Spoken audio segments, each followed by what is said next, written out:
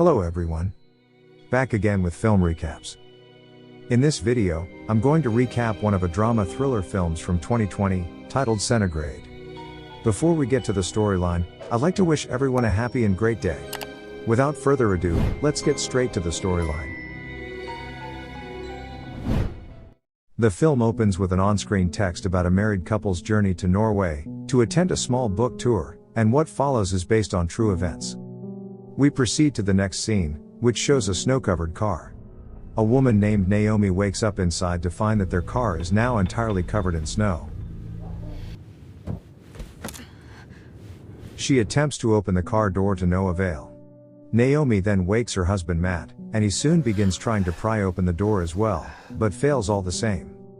Matt then tries to start the car to loosen the snow, but unfortunately the snow-covered engine shows no sign of life. This prompts the 8 months pregnant Naomi to panic, while Matt attempts to calm her down. When Matt is trying to open the back door, we can see that Naomi is starting to lose her patience, and begins to blame her husband. According to Naomi, they should have at least kept going for another 1 or 2 hours, so that they would have reached civilization by now, as opposed to pulling over to rest in the middle of nowhere like this. However, Matt argues that it was dangerous to keep going in the middle of a snowstorm in the middle of the night. After their quarrel subsides, Naomi tries her old school phone to look for help. But because of course movie protagonists need to struggle, they are unable to get any service. To make matters worse, her phone battery is at 50%, meaning they need to save the battery, just in case a miracle happens. Matt pulls out a map to estimate their whereabouts, and tells her not to panic because another vehicle is bound to pass by at some point. Matt does all he can to get his pregnant wife comfortable, and tries to get her to cheer up by cracking a couple jokes amid the raging storm outside. He suddenly remembers that a rental guy provided him with a set of roadside kit, of which he has with him in the car right now. Matt digs around for things in his car and finds a blanket, a candle, along with several other items. Meanwhile outside, the raging storm only seems to get worse. Back inside the car, the pregnant Naomi now needs to take a piss, and due to the lack of options, she is forced to use a towel to take a piss inside the car. The couple then take out the food they packed for the trip, and tries to ration them because they have no clue how much longer they'd be stuck here. After sorting the food, Naomi deduces that they only have food to last 12 days at most. Matt suggests that they should take the chocolate they have with them into account, but Naomi objects because she promised to hand the chocolate to her sister. Seeing that things are getting bleaker by the second, Naomi asks her husband to break the glass and dig their way out. Matt is against this because they don't know how bad things are out there, not to mention the freezing temperature. Therefore, Matt would rather they stay in the car, and try to hold on with the food they have with them. This statement appears to vex Naomi and the two begin to argue. In the end, Naomi relents. Long story short, they have now been stuck in the car for 4 days, and the temperature outside only seems to get colder. To keep the food supply from running out, Matt decides to only eat a little. He puts forth his pregnant wife's condition, because obviously she needs to food more than he does. When Matt is asleep, he accidentally tips over their water supply. Matt gets upset that his wife forgot to put the cap back on, and they almost get into another argument, but he manages to keep his calm. While the two are asleep, they are woken up by the sound of footsteps walking over the car. Hello? The two brighten up and appear hopeful, but their pleas for help are for some reason left ignored.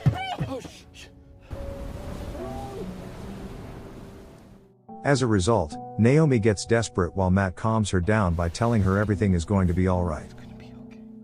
It is now day 7. After a week stuck inside this snow-covered car, Matt now attempts to break open the car window by heating up the gaps on a window with a candle. Naomi, who has nothing to do, decides to toy with her phone, and accidentally drops it, cracking it open and the battery falls off. She puts her phone back together, and thankfully it still works just fine. Unexpectedly, she realizes that they now have cell service. Naomi immediately calls her father, and tearfully begins rambling about how they are stuck under a pile of snow, and need immediate help. But unfortunately the phone dies soon after due to low battery. I don't really know where we are, Dad! Norman, 50 miles east of our hotel! Can you hear me? Give me the... Dad? Matt is a little upset as to why Naomi did not inform him that they had service. He claims that he could have provided information regarding their exact whereabouts.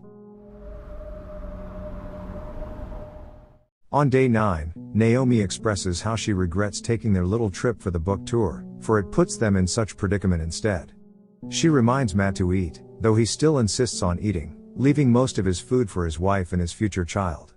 Naomi asks Matt to break the car window, but Matt still objects because he's convinced that once the window breaks they would have no shelter left. It is now day 11. It appears the storm has started to dissipate. Naomi has started to lose hope, and asks her husband to write a letter in case they do not make it. Matt gets a little irritated, and is still optimistic that they will make it out alive. Not long after, they hear the sound of a snow-clearing vehicle passing by.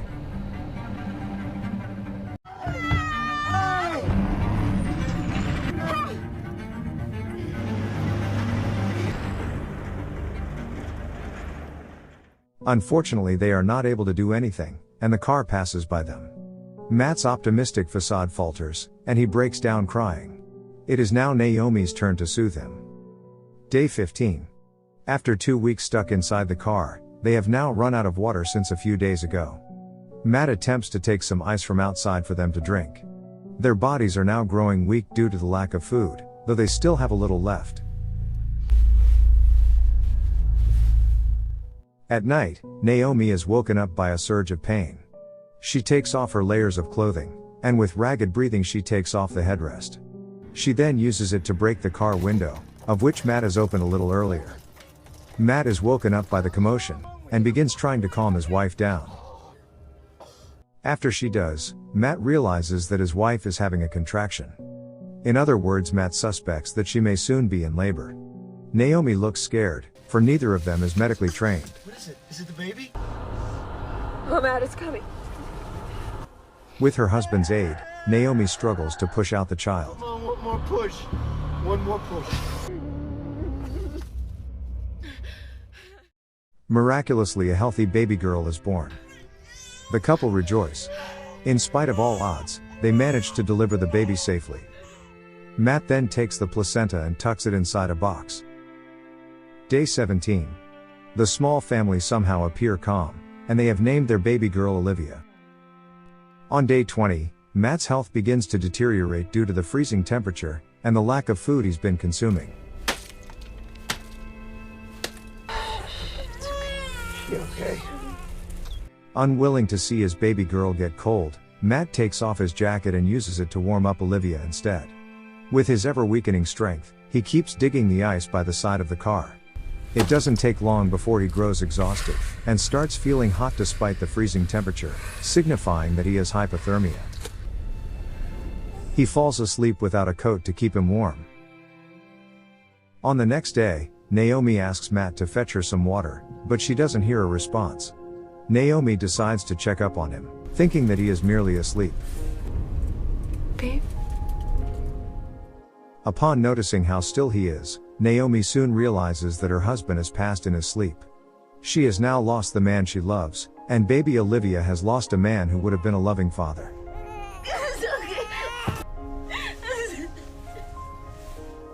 Without her husband, Naomi now struggles to even fetch some water.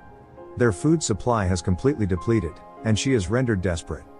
She is now willing to eat anything to survive.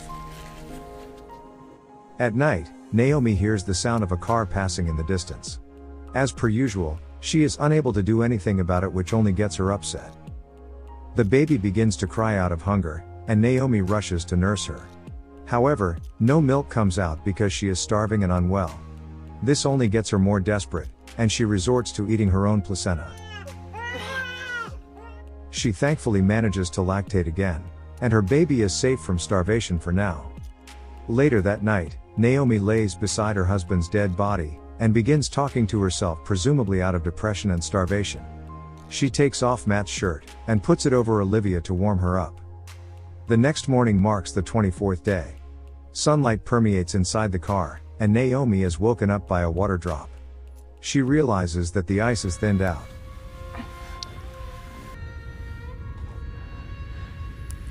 Without further ado, Naomi begins to dig through the thin ice.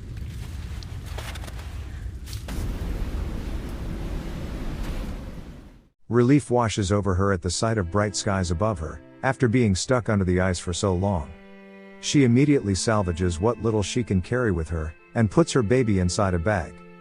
Before Naomi sets off, she bittersweetly says her goodbye to her husband.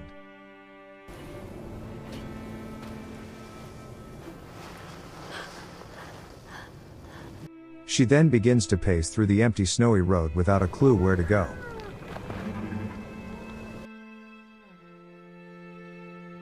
On her way, she sees a road sign that informs her about a civilization nearby. Naomi keeps on walking with her baby. She walks for hours until the sun is about to set, and finally smiles upon the sight of a building in front of her.